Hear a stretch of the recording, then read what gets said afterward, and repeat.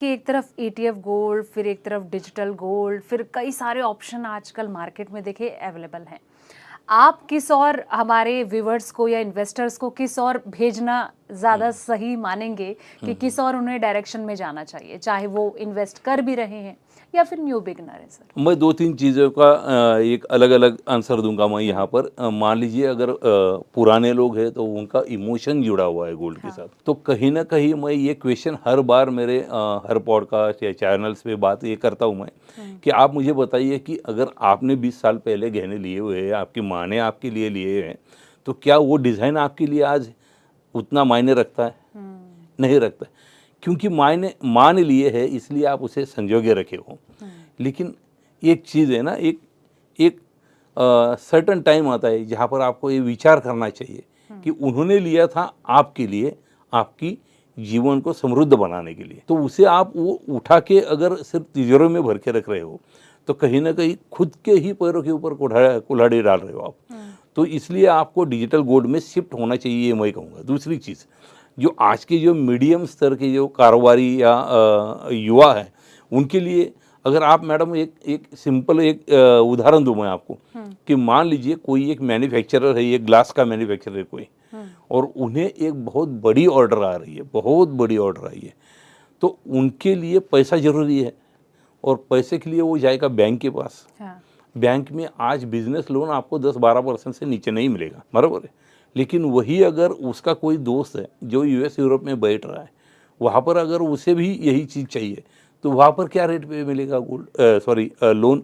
हुँ, तो वो मिलेगा 3 से 3.5% के रेट पे। अब जो ये दोनों भी बनाएँगे और आपके सामने अगर कोई कोटेशन देंगे दोनों भी, तो किसका कोटेशन भारी मात्रा में आप यानी कि आप कैसे अप्रूव करोगे? हुँ, बट ऑफिस आप बाहर के बंदे का करोगे, हुँ, उसका रीज़न क्या है? उसका ओवरहेड कम हो गए हैं। हुँ, तो ये चीज़ें हमें देखनी चाहिए कि ये क्यों हो रहा है। बाहर के देशों में गोल्ड की इतनी डिमांड नहीं रहती है, हुँ, वो लोग खरीदते नहीं है। हुँ, अपन क्या करते हैं, गोल्ड खरीदते हैं हुँ, लेकिन उसका कोई लिक्विड यानी कि उसे अपन मार्केट में रोलिंग नहीं करते। हुँ, इतना सारा गोल्ड लेके आते हैं, आपको पता ही नहीं पता, लेकिन भारत हर साल 800 से 900 टन गोल्ड 800 से 900 टन गोल्ड इंपोर्ट करता है। हुँ। उसमें आरबीआई से लगातार कर रहा है, जिस तरीके से नहीं, टैरिफ के। आरबीआई तो हुँ, खुद के लिए कर रहा है, हुँ, लेकिन देश में हम लोग उतना गोल्ड लेके आते हैं। हुँ, उसके बाद उसमें से 30 से 35% के गहने वगैरह बना के हम एक्सपोर्ट भी करते हैं। लेकिन फिर भी आधा गोल्ड तो आपने उठा लिया और उसे कहाँ पे रख दिया आपने? आप तो पहनते नहीं हो, हुँ, बराबर है? तो आपने कहाँ पे रख दिया? आपने तो तिजोरी में रख दिया। हुँ, तो यही चीज़ें हो रही है। हर साल हम 2-5 लाख करोड़ का सोना लेके आते हैं हुँ, और वो सिस्टम में से उतनी लिक्विडिटी ख़त्म कर देते हैं। हुँ, तो अगर हम इतनी लिक्विडिटी ख़त्म करते हैं, तो क्या होगा? लिक्विडिटी मार्केट में है नहीं पैसों की, तो इंटरेस्ट रेट तो बढ़ेंगे ना। तो ये इंटरेस्ट रेट बढ़ने में भी फिजिकल गोल्ड का योगदान बहुत बड़ा है। हुँ, अगर आप डिजिटल गोल्ड में शिफ्ट होते हो, हुँ, अगर आप मान लीजिए गोल्ड बीज लेते हो, तो क्या होगा? गोल्ड बीज आपके लिए आपके डीमैट में यूनिट्स दिखेंगे, हुँ, लेकिन वो पैसा मार्केट में तो आ रहा है। हुँ, आपके लिए मार्केट में वहाँ पे रोटेशन तो हो रहा है, लिक्विडिटी तो बढ़ रही है। इसे मैं और एक चीज़ से बताना चाहूँगा मैं आपको, नोटबंदी हुई थी, हाँ, काफ़ी सारे घर में से पैसे निकल के आए। हुँ, मैं ये नहीं कहूँगा कि महिलाओं की थी सिर्फ, काफ़ी सारे पैसे आ गए, लेकिन सिस्टम में 14 लाख करोड़ रुपए आ गए। वहाँ पर से नोट बदल के चले गए वापस, 12.5 लोग लाख करोड़ रुपए वापस गए। ये आंकड़े मेरे नहीं है, ये आंकड़े आप गूगल सर्च कर लीजिए, आपको मिलेगा।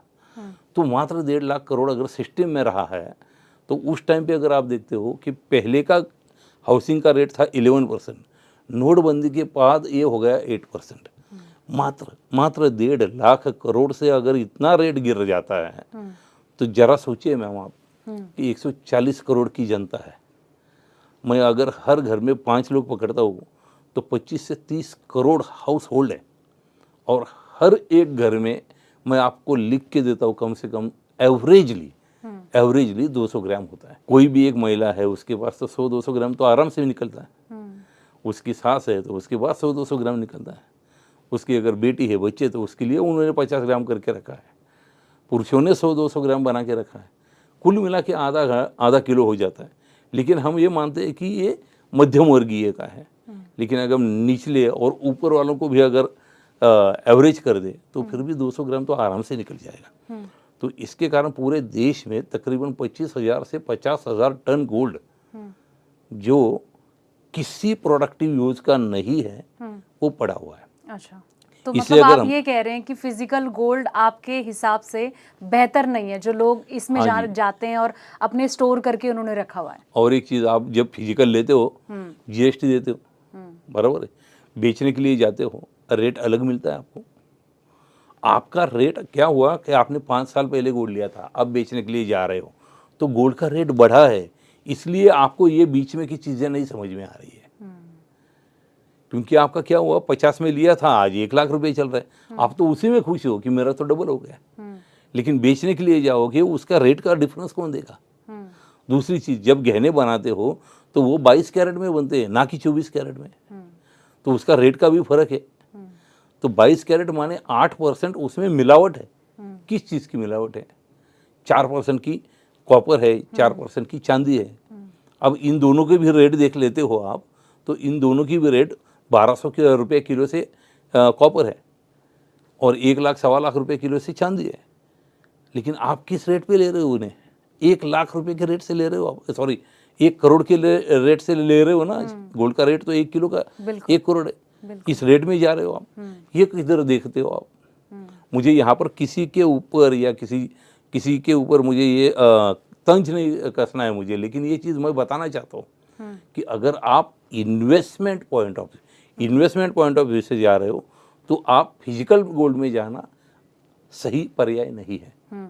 आपको जाना होगा डिजिटल गोल्ड में। लेकिन महेंद्र जी देखिए, हमारे देश की एक तो आबादी इतनी है, दूसरी चीज़ की आप पर्टिकुलर, ठीक है, जो इन्वेस्टमेंट के हिसाब से सुन रहे हैं इस वक्त, हमें देख रहे हैं, उनको ये चीज़ें समझ आ रही होगी। लेकिन आप, जैसे कि आप खुद ही बोल रहे थे कि आज भी कई माताएं, कई पुराने जो बुजुर्ग हैं, उनका इमोशन वो जुड़ा हुआ है। जी, उन्होंने जी। स्टोर करके, जो आज से कई साल पहले जब गोल्ड सस्ता था, उन्होंने स्टोर करके वो रखा हुआ है, और कहीं ना कहीं आज वो खुश हो रहे हैं कि ठीक है रेट इतना बढ़ गया लेकिन हमारे पास वो सेविंग है।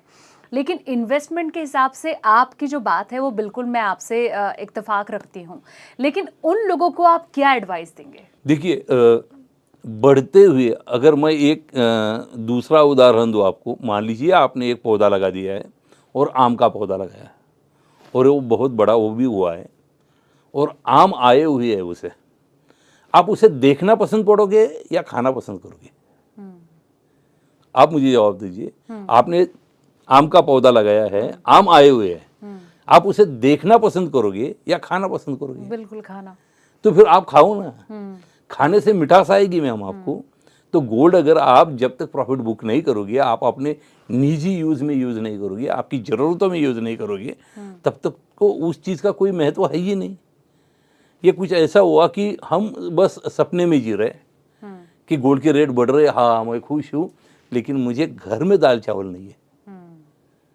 तो ये चीज़ें देखिए ना थोड़ा सा, अगर आपको ये चीज़ें देखनी है, आपके बच्चे अगर चाह रहे हैं कि उन्हें नेक्स्ट लेवल पे जाना है, कुछ एक बिजनेसेस शुरू करने हैं और उनको अगर पैसा अगर वहाँ पे नहीं मिल रहा है और आप घर में 5-50 लाख रुपए दबा के रखे हो, तो ये कहाँ से चीज़ होगी? ये अच्छी चीज़ है? आप ही मुझे बताइए। तो आपको भी समय अनुसार बदलना पड़ेगा। अच्छा। इन्वेस्टमेंट जरूर होनी चाहिए, मैं ना नहीं बोलता हूँ, लेकिन आपको उसका तरीका बदलना होगा।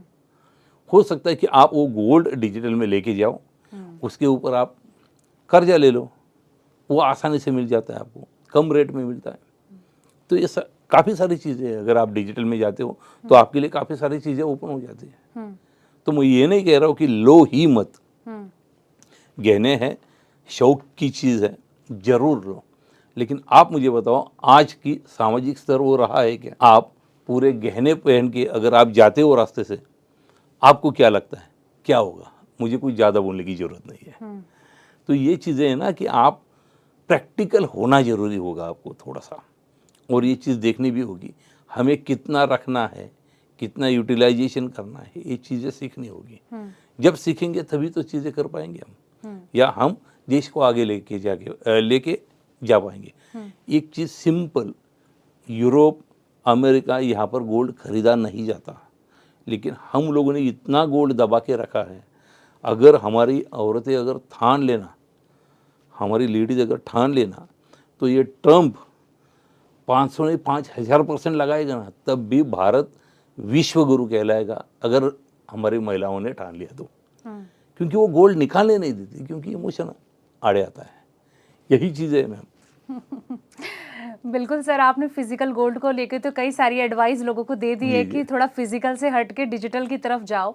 मैं इन्वेस्टमेंट की आप बात कर रहे थे सर, अब इन्वेस्टमेंट पे आते हैं। तो आपके हिसाब से अभी देखिए ETF का भी तेजी से हम देख रहे हैं कि आंधी चल रही है, डिजिटल को लेकर भी आप लगातार एडवाइस कर रहे हैं।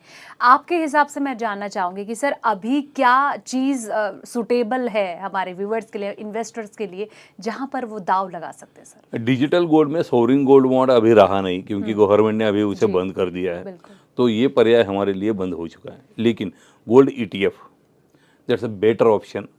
ईच एंड एवरी पर्सन, जो बंदा 10-15 हज़ार रुपया कमा रहा है, वो भी हर महीने 500 रुपये का गोल्ड का ETF ले सकता है, क्योंकि 100 रुपये के दरमियान आ जाता है 1 यूनिट, तो वो आसानी से खरीद सकता है। ये एक चीज़ हो गई। दूसरी चीज़, MCX में आप गोल्ड में इन्वेस्टमेंट कर सकते हो, लेकिन रिस्क है वहाँ पे। अच्छा। इसके लिए आपको आपके फाइनेंशियल एडवाइज़र से, आपके ब्रोकर से आपको बात करनी पड़ेगी, वो समझना पड़ेगा, और उसके बाद आप MCX में काम कर सकते हो। इसके अलावा डिजिटल गोल्ड के फॉरम हैं, जैसे हम विघ्नहर्ता गोल्ड है, या तो फिर बाकी ज्वेलर्स है, या तो फिर बाकी कंपनियाँ हैं जो आपके लिए काफ़ी सारे प्रोडक्ट्स लेके आए। इसे समझिए आप, कहाँ पे है, क्या है, एंट्री लोड क्या है, एग्जिट लोड क्या है, मुझे चार्जेस क्या लगाने वाले हैं वो लोग। ये सभी चीज़ें देखकर अगर आप देखते हो कौन है, कौन सी कंपनी है, क्या उसकी विश्वास आ रहता है, क्योंकि आज के डेट में यहाँ पर रेगुलेटरी नहीं है।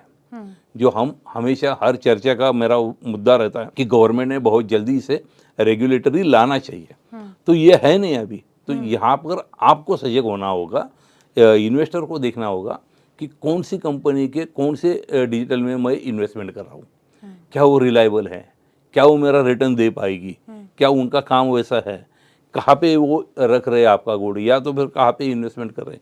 ये देखने के बाद वो भी चेक करें आप। तो ये बहुत आसान है आपके लिए अभी आज के डेट में, हर एक बंदे के लिए, क्योंकि हर एक ज्वेलर ने भी अपने अपने वॉलेट लेके आए हुए हैं। तो ये सभी चीज़ें हैं, ये बहुत आसान चीज़ें हैं जहाँ पर कर सकते हो आप गोल्ड में डिजिटली इन्वेस्टमेंट।